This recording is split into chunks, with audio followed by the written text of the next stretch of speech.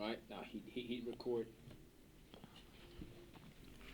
All right, now we're in the Q&A section. So how it's gonna work out is you're gonna ask me a question, and I'm gonna ask you a question based on the topic, and whatever you feel is relevant based on what we've discussed, right? Yeah. So without further ado, I'm gonna hit you with the first question, right? Yeah. So do you think personal development is tied to how much money you got in the bank? Yes. Explain that. Well, it's all about time is money. Yeah. Your emotions are also a currency. Yeah. So basically, if you work on yourself, you're Uh-huh. working on your bank balance. Yeah. You see, if you're working for someone else, you're working on their Yeah. bank balance. It's a funny thing you say that because when I was coming up, I learned that there's two accounts. One is the bank account, and the second one is an emotional account. So the first one is not that important. The second one is because if you have the second one, you can always make the bug. The first one piles up real quick. Yeah, real quick for sure, right? Yeah. So the more you work on yourself, I totally agree. The more your bank keeps growing. Yeah. Yeah. All right, your turn. Okay, good. My question is this: what would you say is the biggest goal that you've set for yourself? The biggest thing, this looks disgusting. Disgusting. I've never been disgusted by a goal. It's always Oh, yeah, those big ones. Big, hairy, audacious goals. okay. But when you say the big hair, Hairy. which aspect of my life? No, general Finances? life, general life. Because just tell me something, a goal that you set for yourself that scares you, or keeps you awake at night, or gives you the drive to wake up in the morning. The fact that I am touching people's lives that keeps me up at night, knowing that I have the power to and that's the actual definition of power, being able to influence other people's lives, right? Knowing that I can use this power for evil, but I have to be 100% responsible to use it for good because whatever I do, and you know what I do, right? I have that power to like put things in people's heads, Yeah. and people are able to take action based on that information. And sometimes if you manipulate, you use that for bad, people are going to take that action anyway, and it's gonna karma is still gonna follow you. Yeah. And at the same time you have affected a lot of people's lives negatively. So what wakes me at night is knowing that I'm a force of good, and I'm called to help young people who don't have a nice background when they're coming up, but they know they're destined for something great, right? Yeah. Through this podcast, through this show, inviting amazing guests such as you, Yeah. making sure that in the future I'm getting some programs out there that is tailored to help them in a way that school never helped them in the first place. Yeah. Yeah. Yeah, That's so- amazing. That's amazing. Your turn. All right. 1 for 1. Yeah, one for one. All right. So in your life, right? So what is the one thing that you feel you haven't done so far, and you'd like to do in the next 5 years? What I haven't done. Drugs? Is it drugs? Something I could say. Psychedelics, maybe mushrooms. I've not tried mushrooms. I'd like to. So anywhere there, someone selling mushrooms. Yeah. So in terms of like serious things, I think one thing I haven't done. I told myself that I would really want like to. Okay. That I would want to do in the next 5 years. Yeah. As I said, have like a fleet of cars that are all mine, like just 5 black TXs zote ni zangu. Every time one turns on, the rest have to turn on and follow me wherever I'm going. Yeah. Mm. Damn. Yeah. A convoy. Yeah, convoy. A serious convoy. Yeah, all for me. Not that I am the president or something. We flash lights up. We just follow each other. They just follow me Yeah. wherever I go, so that people can ask, "Kai, huyo ni nani? Huyo ni nani?" And then you are not at making noise and sirens and anything. You're just following jam casually. Huyo ni nani? Yeah. Na saa zingine pikipiki pale mbele na mwisho. Hapana, hizo sasa ni extras. Okay, so Just want 5 TXs. 5 is the exact number Toyota Kenya if you're watching. yeah, definitely. Yeah. You gotta talk to this guy. Yeah. Unione kando. All right, now your turn. Okay. What do you think you'd say? What is your view on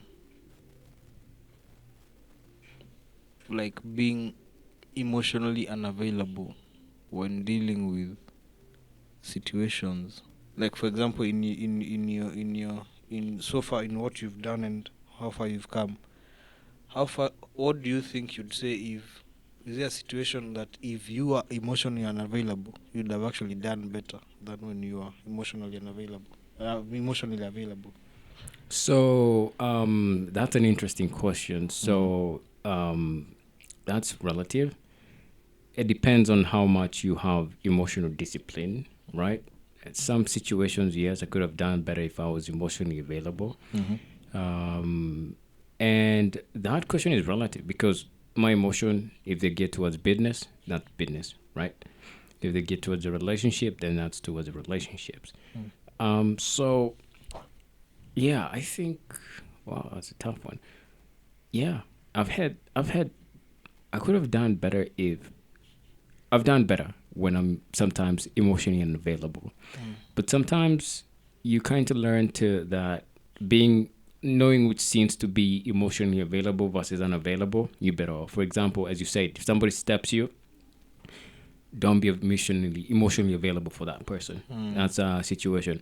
If somebody's always complaining, don't be emotionally available, right? If something is not, is not positive in any way or form that is building you towards your goal, whether it's relationships, whether it's bank finance, whether it's recreation, whether it's like this is my designated time to be like I'm not toughen up and all that kind of thing. It's not within your plan. I haven't I have I prefer not to be emotionally available. But if it's about a relationship, I want to be vulnerable. I want to be emotionally available. If it's about me building a company business, I want to talk to my client with all the emotions that I got in this world. Besides, the way I'm able to gauge people is based on the emotions. Yeah. How much emotions they have for me. That one I can tell how much this person places me above all. If a person comes to me and they're all cool, they don't want everything. I mean, they're like, yo, you can feel that person is like, you're not emotionally available. I don't want to waste time. I don't want to waste time on people who are not emotionally available. And it's a great topic because Nightingale once said, the most people who are successful, they emotionally invested. He meant emotionally available in their craft. Emotions are actually an investment. Yeah. It's actually that's why when you're like in a relationship with a girl, Yeah. you say, what do you bring to the table? My emotions is one thing I bring to the table. And that's all. Yeah, because if I show you my emotions, you show me yours, we enjoy this thing. Yeah. And that's everything. Emotion is what causes a man to protect a woman. To beat other guys when he knows that dude is bigger than you. Or, they're more than you. You're outnumbered. It becomes, emotionally, that emotion comes to put. And it's so powerful. Because Napoleon, he wrote a whole chapter on it. The sex transmutation. It was all about emotion. And then let me tell you how powerful the emotions become. They become so powerful, you replicate a mini you. Damn. A mini you comes, and then now you love the mini you so much that now you're becoming a beast in this thing. Yeah. No one touch my people. Yeah, this is my people. This is my turn to ask you a question, right? This So- is the third one, yeah. Do what's the first thing you say to yourself when you see yourself in the mirror? Smile. You smile. I tell myself smile.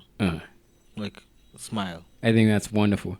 Yeah, I think that's Yes, powerful. Yeah, it is. It's like an order, Yeah, I'm telling you to smile. Yeah. Then now that's me telling me to smile. Then Yeah. and in the space of personal development, what do you think is the one barrier that you'd say most people are hitting very unconsciously, but it's a barrier that's actually there from your experience? my experience is when people get into a personal development, the first thing is they become selfish, super selfish, Yeah. extremely selfish. Yeah. And that is a barrier that's always there because once you discover that you're so powerful, then you tend to forget everything else and you Yeah. become the focus of that. And sometimes that can be great in your own space because you need to go through that. Yeah. But again, towards other people, unless people are understanding you, they think you're just becoming cocky, overly confident, and all that kind of thing. Yeah. When you learn the first, you sometimes, especially if you discover this without any other means and you go hard on it, right?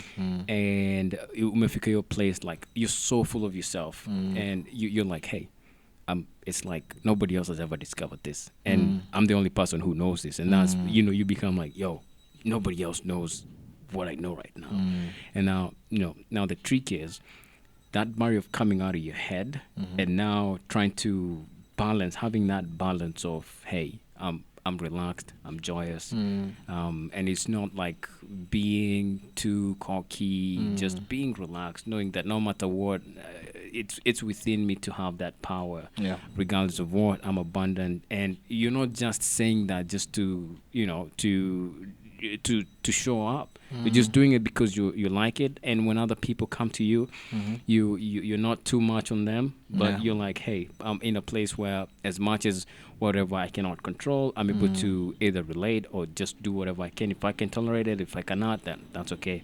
I can move from there. But that's something that always happens. Yeah, I think selfishness is actually something I actually have heard it from you, and it actually makes a lot of sense. Because at the end of the day, it's a power that is unmatched. Yeah. And then people have the tendency staki ule, nipite I don't know that one to know what I know so that they can defeat me. Yeah. And so I'll keep it to myself. I'll do my own things, just be me. Yeah. But then you forget, even the other person is you, so you need to be selfish for them as well. And now you become selfless. But that's a good point. Yeah. No, absolutely. Thanks. All right. So, on the last question on my end. Yeah. All right. So, what is the one thing that you'd want everybody on this show to understand? And if they did, the next 10 years would change forever? I think I would tell you, smile as many times as possible, and let's meet back here at 10 years with a record of how many times you smiled. And even if you'd even have proof, see, I took a photo, this is the number of times. And then if your life is the same, then I'll tell you this theory fails. But I can tell you for a fact, a week doesn't pass before shit starts turning wild in your favor. Yeah. So now imagine 10 years of just constantly smiling. Damn. Yeah, it's powerful. Powerful stuff. Yeah, totally agree. Yeah, I think I would also ask you the same thing.